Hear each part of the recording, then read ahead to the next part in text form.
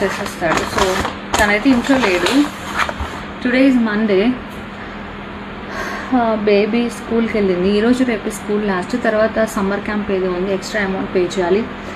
But morning ఎర్లీగా 7:30కే drop చేయాలి, మళ్ళీ 11:30కి పికప్ చేసుకొని ఇంకా అంతే. అది కూడా సమ్ 19 days 15 days ఉంది. కానీ ఇంట్లో ఉంటే మరీ బోర్ ఫీల్ అవుతుంది కదా.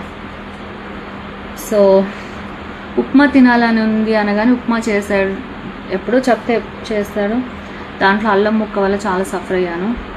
దాని తర్వాత వచ్చేసి పరవన్నం తినాలని ఉంది, చేసుకుంటే చెడిపోయింది. యాక్చువల్లీ నేను బయట సైడ్ ఫుడ్స్ తినను, హోమ్ ఫుడే ఇష్టము. సో ఇది కూడా ఏదో హోమ్ ఫుడ్ లాగా ఉంది. సో తను హెయిర్ కలర్ చేసుకోవడానికి వెళ్ళాడు. బట్టలు ఉతకాలి, ఆయన ఉతకలేదు ఇంకా తను లేడని. ప్లస్ టీవీలో కూడా ఈరోజు మండే, ఐ థింక్ 21st ఈరోజు వర్షం అని చెప్తున్నారు కదా. సో ఇదేంటో చూద్దాం. తన ఇంట్లో లేడు, అయినా కూడా ఇది స్విగ్గీలో ఆర్డర్ పెట్టాడు. ఇది ఆల్రెడీ ఇక్కడ కొద్దిగా లీక్ అయింది. నిన్న పరవన్నం కోసం చాలా ట్రై చేశారంట టెడ్డీ, అది బయట. నేను అన్నాను ఎందుకు అవసరం లేదు అని. ఇప్పుడు అక్కడ హెయిర్ కట్ దగ్గర కూర్చుని ఇలా చేసే పని ఇదే.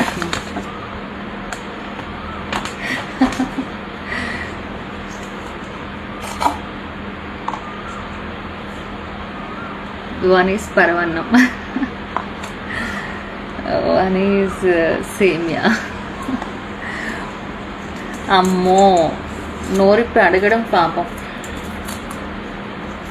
అది ఇచ్చేదాకా మరి ఫుడ్ విషయంలో ఎంత మంచిగా చూసుకునే పర్సన్ మరి మిగతా విషయంలో, ఆల్కహాల్ విషయంలో, వేరే విషయంలో ఎందుకు అట్లా చేస్తాడు అని నాకు అనిపిస్తుంది. అన్ని విషయాల్లో ఇలాగే మంచిగా ఉండొచ్చు కదా అనిపిస్తుంది.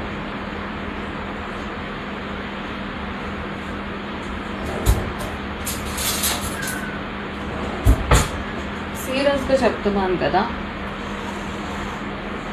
మా మమ్మీ కూడా ఎప్పుడు నన్ను ఇంత మంచిగా చూసుకోలేదు. ఎవరు చూసుకోలేదు. మా మమ్మీ, మా డాడీ, మా పాత బాయ్ ఫ్రెండ్స్ ఎవరు చూసుకోలేదు.